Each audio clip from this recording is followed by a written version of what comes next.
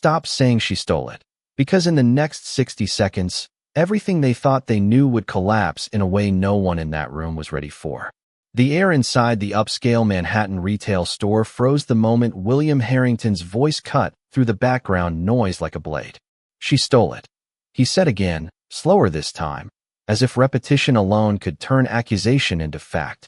William Harrington, a man whose name was printed on glass towers and charity foundations across New York City, stood near the center aisle with calm certainty, his tailored coat perfectly still, his gaze locked on a small figure by the checkout counter. That figure was Emma Carter, an 8-year-old black girl holding a worn and broken backpack against her chest like it was the only thing keeping her upright. The store had been ordinary seconds ago, filled with soft music, shopping carts rolling, and distant conversations, but now every sound seemed to retreat, leaving only the weight of attention pressing down on her. Emma did not move. She did not speak. Her eyes lowered slightly, not in guilt, but in quiet confusion, as if trying to understand how a moment she had walked into for something simple had turned into something she could not control. The cashier hesitated, glancing between William and the child, unsure which reality he was supposed to accept. Daniel Brooks, the store supervisor, stepped forward with cautious authority, adjusting his name badge as if that small gesture could restore order. "Sir," Daniel said carefully, "there might be a misunderstanding." But William did not look at him. His focus remained fixed on Emma, his expression unreadable but firm. "I saw her near the display. She was alone. Then the item was gone," he said, each word landing heavier than the last. A few customers nearby slowed their movements, pretending not to watch while watching closely, their faces shifting between curiosity and discomfort. Emma tightened her grip on the backpack strap. It was frayed at the edges, patched in places with uneven stitching, and looked far too heavy for her small frame. "I didn't take anything," she said softly, her voice barely rising above the store's ambient noise. But her words seemed to dissolve before they reached anyone willing to believe them. A woman near the shelves whispered something to her companion, who nodded without looking away from Emma. Daniel raised his hand slightly, trying to calm the situation.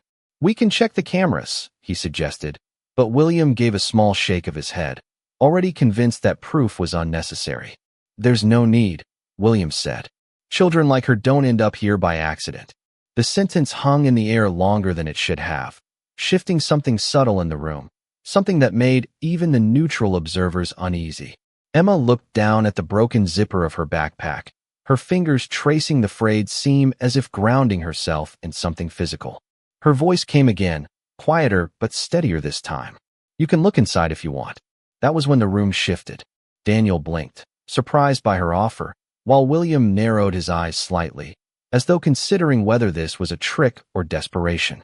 The crowd leaned in without meaning to, sensing the moment where accusation might either solidify or unravel. "Open it," William said finally, his tone controlled, almost detached, as if granting permission rather than demanding proof. Emma hesitated. For a fraction of a second, her grip tightened again, and something unreadable crossed her face. Not fear, but something deeper, like resignation mixed with resolve. Slowly, she lowered herself onto the edge of a nearby bench, placing the backpack carefully between her feet. The zipper looked old and uneven, resisting slightly as she pulled it open, producing a faint, rough sound that seemed louder than it should have been in the silent store. No one spoke. Even the air felt suspended. Daniel stepped closer without realizing it, and William's expression remained fixed, but his eyes tracked every movement. Emma paused before opening it fully, her hands hovering for a moment as if gathering the courage to let strangers see something she had kept hidden for reasons none of them understood yet. And then, with a quiet inhale, she pulled the zipper the rest of the way open, revealing the first glimpse of what she had been carrying, while the entire room waited without realizing that nothing about this moment would stay the same after what they were about to see. The moment the zipper reached its final stop, the entire store seemed to lean forward in silence, as if even the walls wanted to see what was hidden inside the worn backpack. Emma Carter kept her hands close, not pulling anything out yet, just letting the opening exist like a fragile truth that could be misunderstood at any second. William Harrington did not move, but his eyes sharpened, tracking the smallest detail, waiting for confirmation of what he already believed.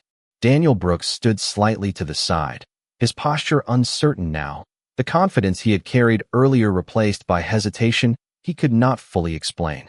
Emma finally reached inside first, her small fingers moving carefully, not rushing, as though every item mattered more than the judgment around her. She pulled out a folded stack of papers, edges softened from being handled too many times, and placed them on the bench beside her. The papers were not what anyone expected. They were medical forms, slightly wrinkled, stamped with clinic markings from different dates. Emma did not look up as she adjusted them into a neater stack, her breathing steady but quiet. A few customers exchanged glances, confusion replacing certainty. William stepped slightly closer without fully realizing it, his attention narrowing on the documents. Daniel leaned in just enough to read the top page, his expression shifting almost immediately. Emma reached back into the backpack again and pulled out a small plastic bag, carefully tied at the top, containing loose coins and folded dollar bills of different sizes. She placed it next to the papers without saying anything. The sound of the plastic touching the wood bench felt louder than it should have in the stillness. William frowned slightly now, the first visible crack in his certainty forming as he looked between the items. Emma finally spoke, her voice still soft but more stable than before. She said she was saving it. The words did not explain everything, but they changed the tone in the air. Daniel glanced at William, unsure whether to continue observing or to intervene, but no one spoke yet. Emma reached into the backpack again and hesitated longer this time. When her hand came out, she held a small prescription bottle, half full, with a label partially worn from handling. She placed it gently beside the other items, then finally looked up for the first time. Her eyes were not pleading, not defensive, but focused, as if she had been preparing to show this truth for a long time. William's gaze dropped to the bottle, then to the medical papers, and for the first time, his expression lost its immediate certainty. Emma spoke again, slightly clearer now, explaining that her mother had been sick for a long time, that the medicine was not something they always had enough of, and that she was trying to make sure there would be enough for the next appointment. Her words were simple, not dramatic, but they carried a weight that made the surrounding air feel heavier. A woman near the aisle lowered her shopping basket without realizing it. Daniel exhaled slowly, shifting his weight back as if recalibrating everything he had assumed moments earlier. William remained still, but his jaw tightened slightly, his gaze fixed on the small collection of items spread out on the bench.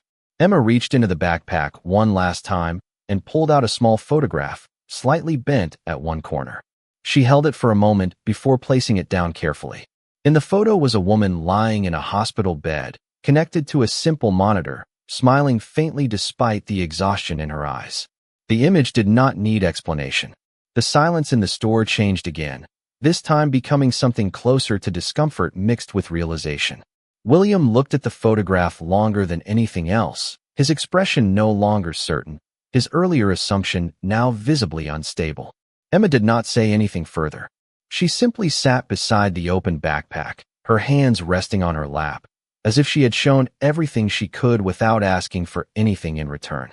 Daniel finally spoke, his voice cautious, saying that it might be best to review the security footage before making conclusions, but his tone no longer carried urgency or accusation. William did not respond immediately. His eyes remained on the items laid out in front of him, as though recalculating a decision he had made too quickly. The store, once tense with certainty, now felt suspended in something far more complicated, as if every person present understood they were standing in the middle of a mistake that could not be undone with a single sentence. Emma stayed still, waiting not for approval, but for understanding that had not yet arrived. The silence that followed the revealed items did not feel empty anymore. It felt heavy, as if the entire store had absorbed something too serious to dismiss quickly. Emma Carter remained seated beside the open backpack, her hands resting gently on her knees, her posture small but steady, like someone who had already carried too much for too long. William Harrington stood a few feet away, no longer speaking, his attention fixed on the scattered items as if they had rewritten the meaning of the entire moment. Daniel Brooks slowly straightened, glancing toward the security desk near the entrance, then back at William, unsure whether he should call for further action or step back completely. The customers who had been watching earlier now seemed uncomfortable, some pretending to return to shopping, others still frozen in place, caught between curiosity and the realization that what they assumed had been wrong. William finally broke his silence, his voice lower now, less sharp than before, asking where she had gotten the prescription. Emma looked up at him, taking a small breath before answering that it was from the hospital across town, the one near East River Medical Center, where her mother had been staying for several weeks. Her words were simple, but they shifted the atmosphere again, adding context that none of them had considered. Daniel's expression changed subtly as he looked at the prescription bottle again, noticing the dates and dosage instructions more carefully. William stepped closer, not in accusation now, but in something closer to cautious attention, asking why she had thought she needed to carry everything with her. Emma hesitated for only a moment before explaining that sometimes the hospital could not hold the medication for long, and that she was trying to make sure she would not miss anything important if something changed suddenly. Her voice remained calm, but there was an underlying urgency in it, the kind that came from experience rather than imagination. William's gaze shifted briefly toward the medical papers again, then to the small photograph of Emma's mother, still resting on the bench. Something in his expression softened slightly, though he did not yet fully speak on it. Daniel finally suggested they should verify everything properly, mentioning the store's security system and the possibility of reviewing what had actually happened near the shelves earlier. William did not object, but he did not immediately agree either, as if the situation had moved beyond simple verification into something more personal. Emma stayed quiet now, watching them without interruption, her fingers lightly touching the edge of her backpack, as if grounding herself while the adults decided what her truth meant. A store employee quietly informed Daniel that the security recording from the last 20 minutes could be accessed from the back office, and Daniel nodded, asking him to retrieve it. The tension in the room shifted again, not toward accusation this time, but toward anticipation. William remained near the bench, his eyes occasionally returning to Emma, who had not moved from her position. There was something about her stillness that made the entire situation feel different now, as if she was not defending herself anymore, but simply waiting for reality to be acknowledged. When the security footage finally began to play on a nearby monitor, Daniel stood closest, with William just behind him and a few customers subtly adjusting their positions to see better. The footage showed Emma entering the aisle alone, moving slowly, not approaching any restricted area or display aggressively, but instead looking around carefully, as if searching for direction rather than opportunity. There was no moment that suggested theft or concealment. Instead, what appeared was hesitation, confusion, and then her quietly placing something small back onto a lower shelf before stepping away. William watched the screen without blinking, his jaw tightening slightly, the earlier certainty in his posture beginning to fade completely. Daniel leaned in closer, confirming the timestamps, then glanced toward William without speaking. Emma, still sitting by the bench, did not look at the screen. She already knew what it would show because she had not done what she was accused of doing. The store manager approached quietly, having been called by staff, and after a brief exchange with Daniel, reviewed the same footage. His expression shifted quickly from concern to understanding, and he nodded once, signaling that the situation had been misinterpreted. William stepped back slightly, placing one hand on the edge of the counter as if steadying himself, his eyes no longer focused on the screen but on the space where Emma was sitting. The accusation that had filled the room earlier no longer had a place to stand, replaced instead by the uncomfortable awareness of how quickly it had formed. Emma finally looked up again, not in triumph, not in relief, but simply in acknowledgement that the truth had taken its time to be seen. William walked slowly toward her, stopping a short distance away, his voice quieter now as he addressed her directly, no longer as someone being judged, but as someone being understood. He asked her name again, more gently this time, and she answered without hesitation. The store around them felt different now, as if every sound had softened in response to what had just been corrected. Daniel stepped aside, giving space, while William remained standing in front of Emma, looking at the items on the bench one more time, no longer as evidence of suspicion, but as fragments of a life he had misread too quickly. For a moment, no one spoke, and in that silence, the weight of assumption began to dissolve into something quieter, something closer to regret and recognition. William Harrington stood in front of Emma Carter in a way that no longer carried authority, but uncertainty that he was trying not to show too clearly. The store monitor behind them still displayed the last frame of her walking through the aisle alone, calm and unhurried, proving that everything he had assumed moments earlier had been wrong. Daniel Brooks remained slightly behind William, his hands clasped together, watching carefully as the atmosphere shifted from investigation to confrontation of a different kind, one that was no longer about what had happened, but about what had almost been done. William finally spoke, his voice lower than before, no longer sharp, but weighed down by something uncomfortable. He said that he had acted too quickly, that he had seen a situation and filled in the missing parts without waiting for facts. Emma did not respond immediately, her eyes remaining steady but guarded, as if she was still deciding whether the words in front of her were safe or temporary. Daniel cleared his throat softly and added that misunderstandings like this were more common than people liked to admit, especially in busy places where assumptions often replace patience. William glanced briefly at him, then back at Emma, as if acknowledging that explanation did not undo what had already been felt in the room. Emma finally spoke, her voice calm but direct, asking why it had been so easy to believe she had done something wrong. The question did not sound angry, only honest, and that made it harder to answer.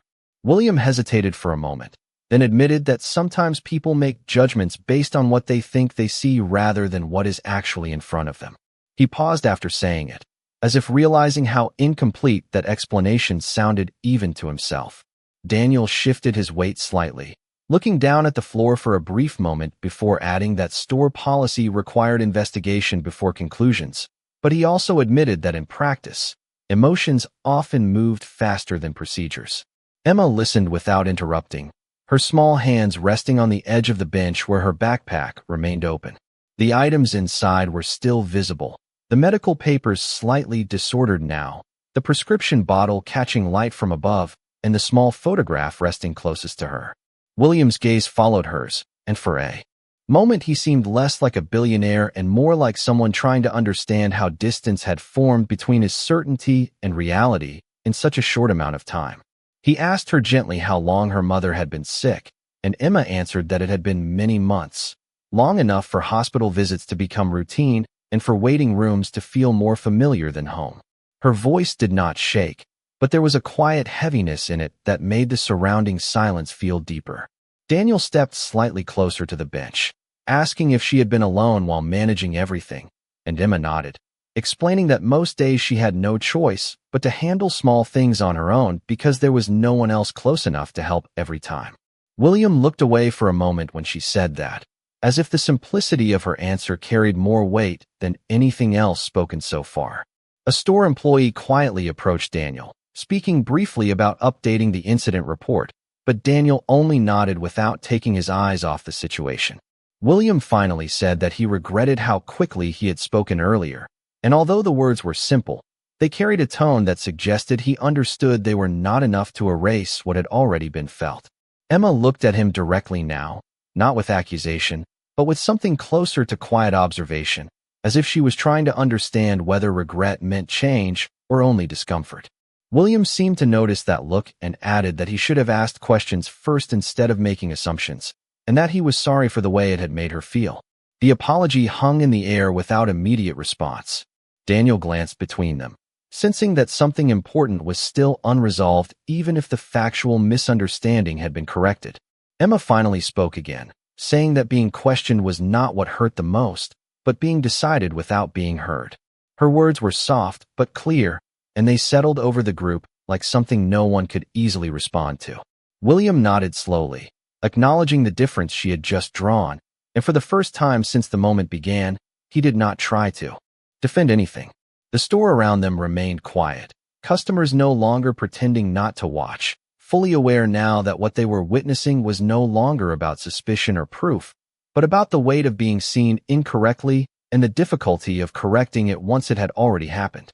Emma adjusted the strap of her backpack slightly, not closing it yet, but no longer guarding it as tightly, as if waiting to see what this new understanding would become. William stood still in front of her, no longer certain of what should come next, only aware that the situation had shifted into something that could not be resolved by security footage alone. Daniel remained nearby, silent now, understanding that his role had moved from verification to witnessing something more personal and far less procedural. In that shared silence, the space between accusation and truth felt thinner, but not yet fully repaired. The store had grown quieter in a way that no longer felt like shock, but like reflection settling over every corner of the room. Emma Carter remained seated on the edge of the bench, her broken backpack still open beside her, though her hands had slowly moved away from it, as if she no longer needed to defend what was inside. William Harrington stood a few feet away, no longer speaking, his posture less rigid than before, as though the weight of the earlier accusation had not disappeared but shifted into something heavier and more personal. Daniel Brooks remained near the side aisle, occasionally glancing toward the entrance of the store where a few customers were still lingering, pretending to shop, but clearly observing what would happen next. William finally exhaled and said that the situation had escalated far beyond what anyone intended, and that continuing to stand in the middle of the store was no longer appropriate for a conversation that now required privacy and clarity. His tone was calmer, but still carried the hesitation of someone adjusting to a truth that had arrived too late. Emma looked up at him, not immediately responding, her expression cautious but no longer defensive. Daniel nodded in agreement and suggested that the back office would be a better place to continue, away from the attention of customers and away from assumptions that had already been made. William agreed after a brief pause, and for the first time, he did not lead the way as an authority, but instead stepped slightly aside, allowing space for Emma to decide what came next. Emma stood slowly, adjusting the strap of her backpack before closing it carefully, not rushing the motion. The zipper made a soft sound as it sealed everything back inside, not as evidence anymore, but as something private again. She did not look at the items on the bench as she moved, but she also did not forget them, as if they remained part of her even when hidden. The walk toward the back office was quiet, with William walking slightly ahead, Daniel beside him, and Emma following a short distance behind. The store's lighting felt different now, less harsh, as though the earlier tension had changed the way the space was perceived. A few employees stepped aside as they passed, their expressions subdued, no longer reacting but observing with a kind of restrained awareness. When they reached the back office, Daniel opened the door and allowed everyone inside, closing it gently behind them to separate the space from the rest of the store. The room was smaller, with a simple desk, a few chairs, and a monitor showing live security feeds. William stood near the center of the room for a moment before choosing a chair closer to Emma, not directly across from her as before, but at an angle that felt less confrontational. Emma remained standing for a second, then sat down carefully, placing her backpack at her feet. Daniel checked the system logs and confirmed once more that the footage matched what had already been reviewed, reinforcing that there had been no theft or wrongdoing. The confirmation did not create celebration, only closure, and that closure felt more complicated than expected. William looked at Emma again, this time without urgency, and asked if she had anywhere to go after this. The question was simple, but it carried a shift in focus, moving away from what had happened in the store toward what continued outside of it. Emma hesitated before answering, explaining that she usually went back to a small apartment across town where her mother rested between treatments, and that most days were structured around hospital visits, medication schedules, and waiting for updates from doctors. Her voice remained steady, but there was a quiet fatigue behind it, not dramatic, just constant. Daniel listened without interruption, his expression softened, as if the details were slowly reshaping his understanding of what had taken place earlier. William nodded slowly, absorbing the information without immediate response. After a brief silence, he said that he should not have allowed his assumptions to define her in the way they did, and that he understood now how quickly judgment can become permanent in moments where people are not given the chance to explain themselves. Emma looked at him directly, her expression unreadable but attentive, as if measuring whether the understanding he spoke of would remain beyond this room. William added that he could not change what had already happened, but he could ensure that nothing similar would happen again, at least not within his control. Daniel quietly suggested that the store could offer assistance with medical contacts or community support programs, not as compensation, but as acknowledgement that situations like Emma's required more awareness than judgment. Emma listened to both of them, her hands resting calmly on her backpack now, no longer gripping it tightly. The room remained still for a moment, not uncomfortable anymore, but uncertain in a different way, as if everyone present was aware that something important had shifted, but none of them were fully sure what it would become next. William finally stood up slightly, walking a few steps toward the window of the office, looking out at the street below, where the city continued without pause. He said quietly that sometimes people in positions like his forget how easily they can define someone's entire reality with a single assumption, and that this moment had made that fact impossible to ignore. Emma did not respond immediately, but her presence remained steady, no longer as someone being examined, but as someone whose truth had already been recognized. The conversation did not resolve everything, but it no longer needed to, because what had changed was not the situation itself, but the understanding that now surrounded it. The back office felt quieter than the rest of the store, not because it was empty, but because it was removed from the tension that had filled every corner only minutes earlier. Emma Carter sat with her backpack resting at her feet, her posture more relaxed than before, though still careful in a way that suggested she was always aware of her surroundings. William Harrington remained near the window, his hands loosely at his sides, looking out at the street as if trying to understand how quickly a single misunderstanding had shifted his entire perception of what had just happened. Daniel Brooks stood closer to the desk, reviewing a few notes on the system monitor, though his attention was no longer focused on procedure, but on the people in the room. After a long pause, William turned back toward Emma and asked quietly if she was in school. The question was simple, but it carried a different intention now, less about judgment and more about understanding the structure of her life. Emma nodded and explained that she attended school when she could, but that many days were missed due to hospital visits and responsibilities at home. Her voice remained steady, but the rhythm of her words revealed a routine shaped by absence and necessity rather than choice. Daniel looked up from the monitor, asking gently how she managed everything at her age, and Emma hesitated for a moment before saying that she simply did what needed to be done, because there was no one else who could do it for her mother. The room fell into a brief silence again, not uncomfortable this time, but reflective. William stepped away from the window and slowly sat down in a chair opposite Emma, no longer placing distance between them. He asked about her mother, not as part of any investigation, but as a human question that had become unavoidable. Emma looked down at her backpack before answering, saying that her mother had been diagnosed with a condition that required ongoing treatment, and that some days were better than others, but recently the bad days had become more frequent. She did not elaborate further, and no one pushed for more detail. Daniel quietly mentioned that he could connect them with a local community support office that worked with families facing long-term medical challenges, and William nodded in agreement, acknowledging that such support should have been part of their awareness from the beginning.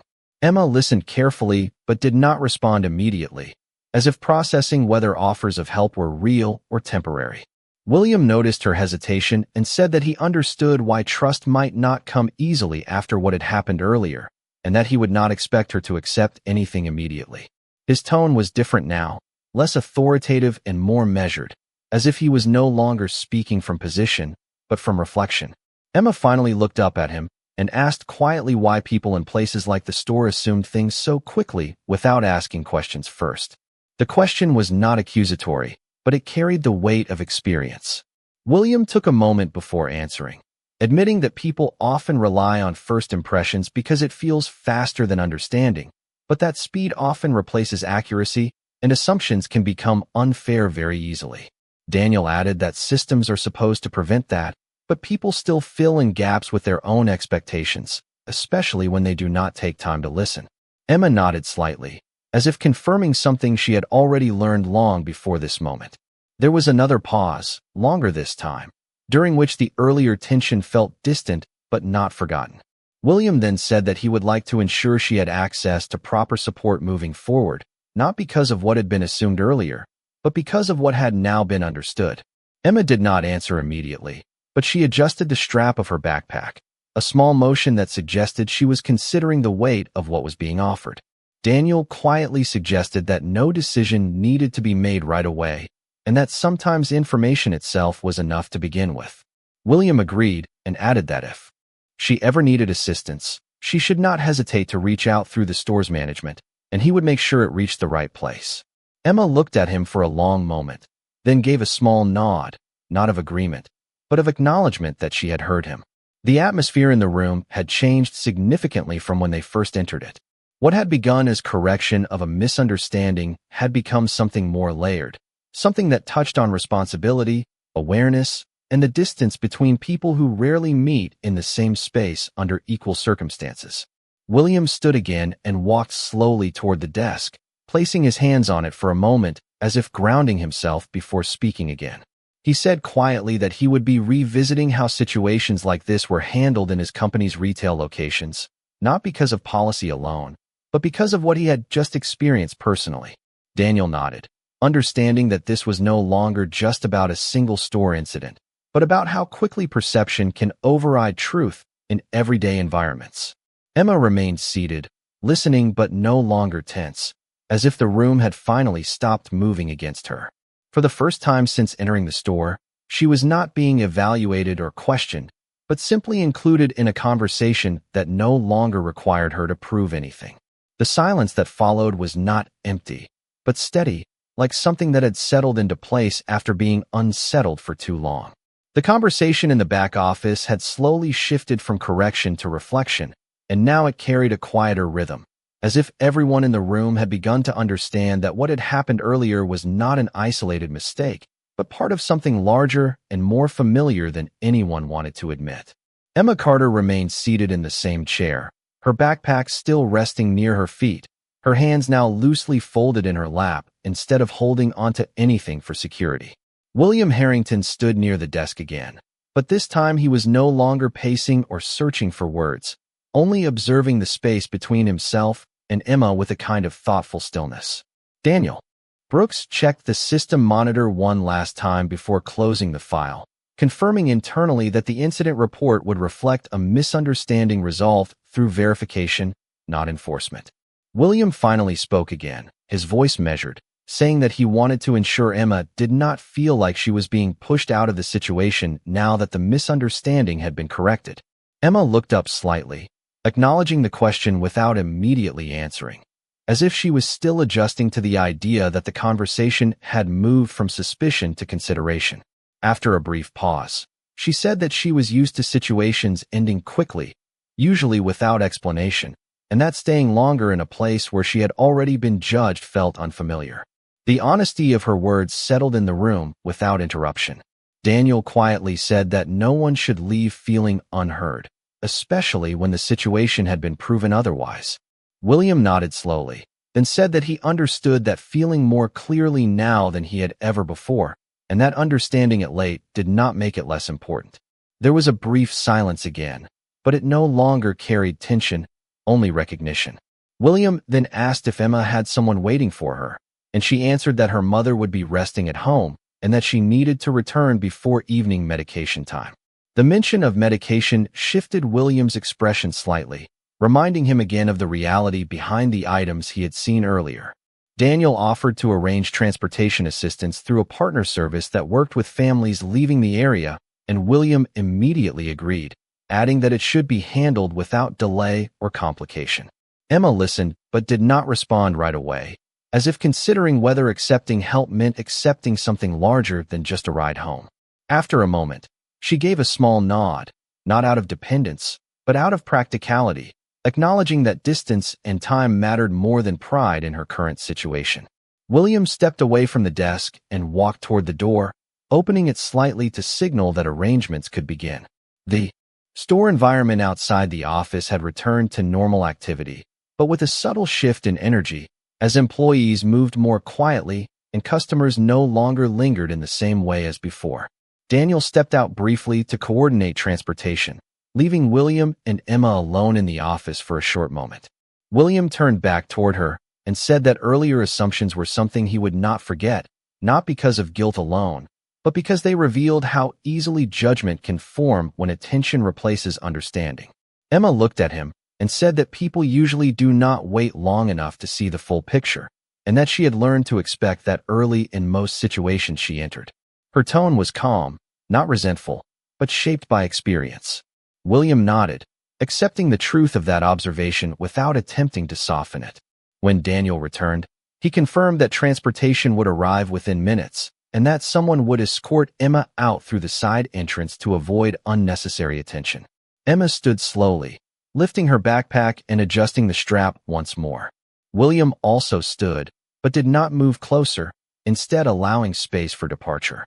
Before she left, he hesitated briefly and said that if she ever needed a place where she could be heard before being judged, she should remember that this situation had changed how he intended to approach things going forward. Emma looked at him for a moment, then gave a quiet acknowledgement without words, a small gesture that carried neither acceptance nor rejection, but recognition.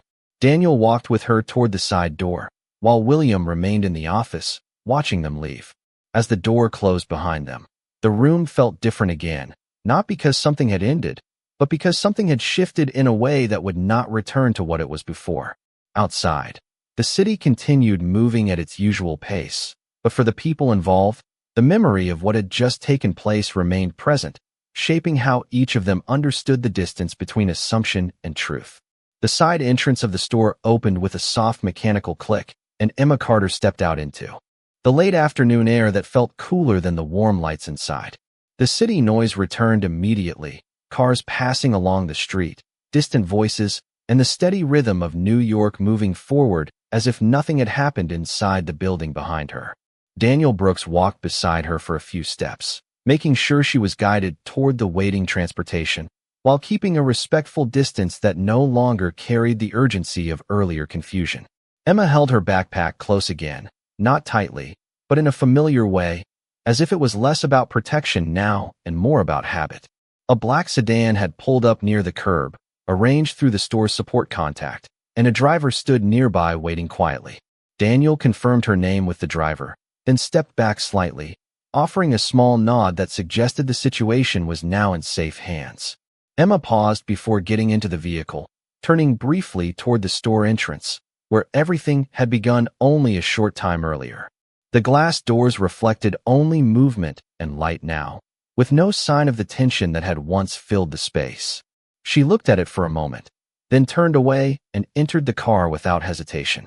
Inside the vehicle, the interior was quiet, with the faint hum of the engine starting and the soft closing of doors sealing out the noise of the street.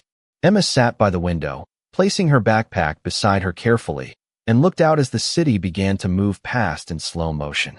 The driver confirmed the destination, and the car pulled away from the curb smoothly, merging into traffic.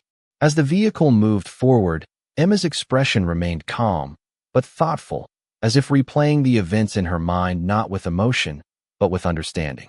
The misunderstanding had ended, but the experience had not fully left her thoughts. Back inside the store, William Harrington stood alone in the back office for a moment longer after Daniel had returned to the front.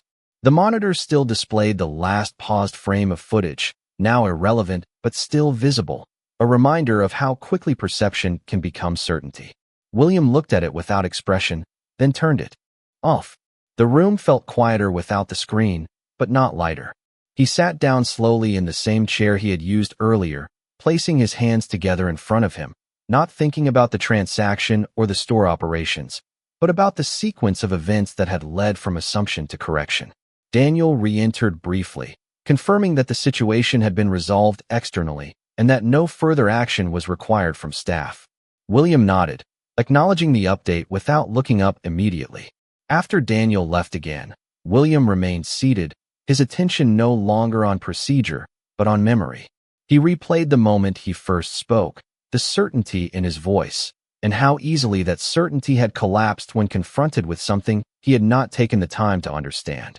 It was not the presence of error that stayed with him, but the speed at which it had formed. Outside, Emma's vehicle continued through the city streets, passing intersections, storefronts, and pedestrians moving in different directions, each absorbed in their own routines.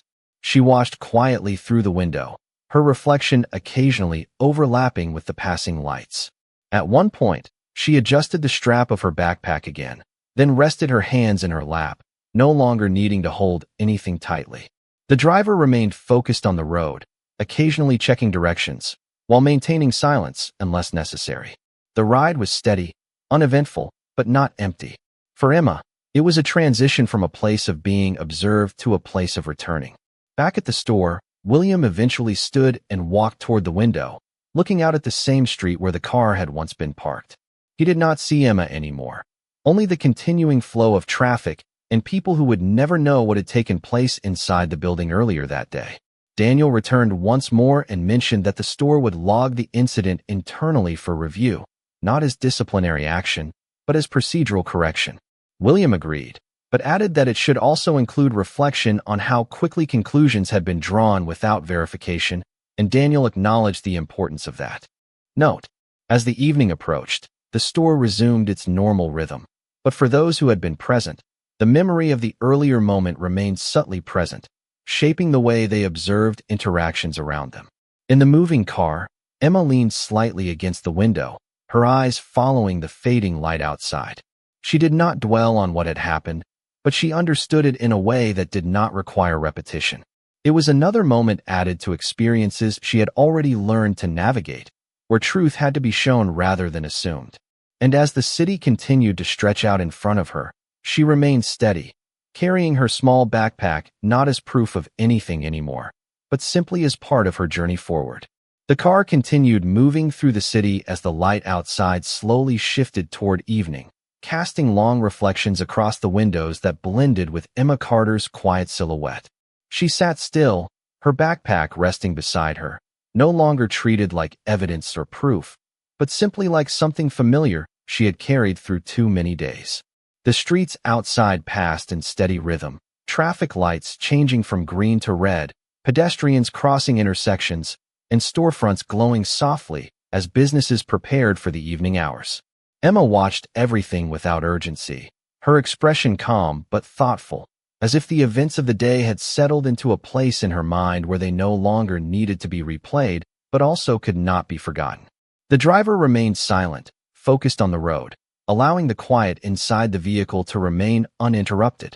After several minutes, the car turned onto a wider avenue that led toward the residential district where Emma lived. The buildings gradually shifted from tall commercial structures to smaller apartments and older residential blocks, each one showing signs of long use and steady life. Emma adjusted her position slightly, looking out more closely now as familiar surroundings began to appear. At the same time, inside the store she had left behind, William Harrington remained in the back office longer than necessary. The room was now fully quiet, the monitor turned off, and the earlier documents and security screens no longer active. He stood near the desk, his hands resting lightly on its surface, as if grounding himself in the physical space while his thoughts remained elsewhere. Daniel Brooks had already returned to his duties, but the conversation from earlier continued to echo in the background of William's mind. It was not the accusation that stayed with him, nor the resolution itself, but the speed at which certainty had formed without understanding. He replayed the moment he spoke with confidence, the ease with which judgment had arrived before truth had been given space to exist. After a long pause, William reached for his phone and made a call, not to correct what had happened, but to initiate a broader review of how similar situations were handled across locations under his oversight. His voice was calm, but deliberate, as he explained that assumptions should never replace verification, especially when they involved individuals who did not have the same visibility or influence to defend themselves immediately. On the other end of the call, there was acknowledgement and agreement, and the conversation ended without drama, but with clarity. Meanwhile, Emma's car pulled into a quieter street lined with older buildings and small trees that marked the transition into her neighborhood. The driver slowed and confirmed the address before stopping near a modest apartment complex. Emma thanked him softly before stepping out, lifting her backpack and adjusting the strap over her shoulder. The air outside felt different from the city center, less rushed, more still. She looked up briefly at the building, then began walking toward the entrance. Inside her apartment, the familiar environment greeted her with simple consistency. Her mother was resting in a nearby room, the soft sound of a television playing quietly in the background. Emma placed her backpack near the doorway and moved carefully through the space, checking in on her mother before preparing for the evening routine that had become part of daily life. She did not speak about the store immediately, not because she had forgotten, but because some experiences needed time. Before they became part of conversation. Back in another part of the city, William Harrington stood by the window of his office later that evening, looking out at the skyline as lights began to fill the buildings. The city appeared unchanged, but his perspective of it felt slightly different. He thought about the brief interaction in the store, about how quickly a narrative had formed, and how fragile that narrative had been when confronted with truth. He also thought about Emma, not as an exception to a mistake, but as someone whose reality had been shaped by responsibilities far beyond what most people would expect at her age. Daniel had mentioned earlier that many families in similar situations went unnoticed because their stories rarely intersected with environments like the one William operated in. That thought remained with him longer than expected. As the evening progressed, William made another decision, not formal or public, but personal in nature.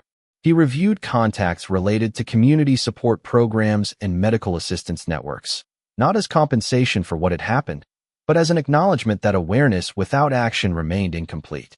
He instructed that future incidents of uncertainty should prioritize understanding before judgment, and that employees should be given clearer guidance on how to pause before drawing conclusions. Across the city, Emma finished helping her mother settle for the night, ensuring medication was taken and small routines were completed. The apartment was quiet now, filled with soft light and familiar sounds. She sat briefly by the window, looking out at the distant glow of buildings, holding her backpack beside her. The day had moved through confusion, correction, and understanding, but it ended in the same place she had always returned to, a space of responsibility and care that did not pause for external events. In that quiet moment, both lives continued in separate spaces, shaped by a single encounter that had shifted something subtle but lasting in how truth, assumption, and understanding would be approached moving forward.